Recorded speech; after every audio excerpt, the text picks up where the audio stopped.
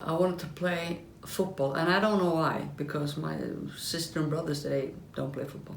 So then I played football for a long time with boys, and everybody thought that I was a boy.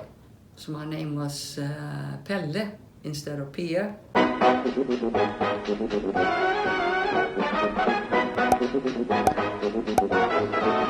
I had a fantastic childhood. My dad, he said, just two feet on the ground and make sure you do what you need to do. And my mother, she gave me wings. She said, you can do whatever you want. Back then you had sports or gymnastic. My teacher, she said, do you want to play with the boys instead? So I was the only girl, not going with the girls. I went with the boys instead, and that was my big luck. And then another grown-up person, a teacher said, there is a football team over there. So I took a bike, and then I met this fantastic team, IFK Ulricehamn, blue and white.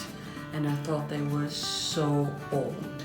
I was 11 at the time. The oldest one, she was 30, and I'm more technical than they are. So I then played with them. You know, I played every day, and then, but on Sundays when we had these games, I wasn't allowed to play because I was a girl. So the coach, he came up to me and he said, so do you want to play a real game? We need to cheat a little bit. You're still Sundhage, but we change your first name a little bit. So that's why he came up with the idea of calling me Pelle. Nobody knew that I was a girl. So I did that for 2 years, and then they caught me. Said, you're a girl, you can't play. And then we moved actually from that place. So it turned out to be pretty good anyways. We had one player, and she was playing the national team. Eventually, she made sure that the head coach for Sweden knew who I was, and I was called up when I was 15. And that specific moment when you go into the locker room, you have yellow and blue, and I just looked around, oh shoot, I'm one of the best players in Sweden. All my life as a woman in football world, very often I'll be the only woman. I feel like it's been a couple of obstacles, but there is always a way to jump over it or get under it. I had 3 idols, Cruyff, Pelé, and Bicampeã, because I couldn't find female players back then.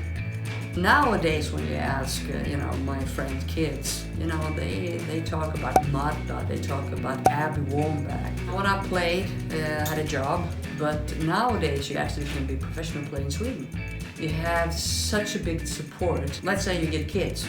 It doesn't matter if you're a boy or a girl, you have an opportunity to play around with that football. I had so many opinions about how we're gonna play. So poor coaches I've had, sometimes I was a pain in the neck. Eventually my coach, I'm 19 at the time, he said, this is not that easy to be a coach. Just come with me and I have a course, he said. I tell you, there's so many things you have to think of. That was my lucky day, and I was so hooked up to this that it's not only about me or my midfielder, it was about the whole team. I thought, okay, when I'm done with playing, I can continue with this. I can become a coach. Honestly, I really like my home. I'm a Swede. But this football has taken me to many places and given me a courage to say yes. At the end of the day, I know my game. So it doesn't matter if I'm in China, US, or wherever I am. If I'm on the pitch, I feel safe. I feel comfortable. I got this opportunity to coach my own country. And the reason why I said yes instead of staying in the US is because we hosted the European Championship. So for me, football is so much more than winning. It's a way of living.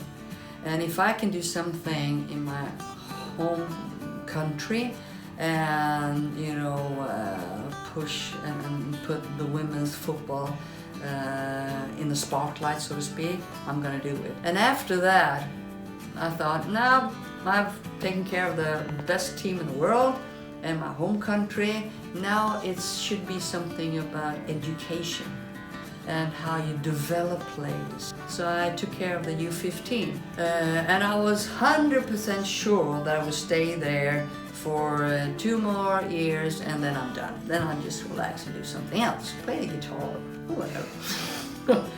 But then I got this phone call from Brazil and I said yes. And then the next day, what did I say yes to? But I said yes because of the World Cup. There are spells in every game Brazil played. I couldn't turn it down. It was impossible. My job is to collect all the resources and the support to make sure that at the end of the day, I really try to take the chance to do something that I like, and that is improve the women's football. Hopefully I will stay for 4 years because we need to do step by step. And as long as you have the feeling that CBF, they try to do a little bit better, I go for it. We need to find her role because she's getting older and she's a great role model. And if we can find the best role for her, she will help this team tremendously. Because if I say, where do you want to play? And she will say, I play anywhere. Then I have to look at the team as well. So it's not about Marta, only about Marta, it's Marta and the team, of course.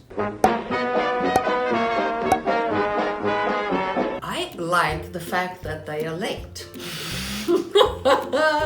In Sweden, if we say 1 o'clock, we are 10 minutes early, and here they are 10 minutes late. And I like that. Warm people, the temperature, you know. I stay close to the sea, I'm the lucky one. There are different kinds of music. I'm not sure whether I like samba or not, but I need to figure that out. I love the fruit. I also love beans, different kinds of beans with rice. There's one thing I don't like, traffic.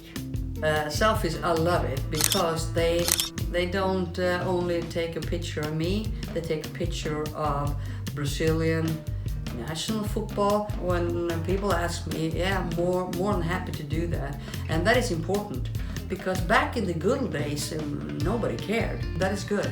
The more we can have that, the better it is. It's good for the women's game. Come gather round people wherever you roam, and amid the waters around you have grown and accepted that sin. Don't you know that song? No, I know this song, but I can't sing it. Times and That's what you should learn. Yes.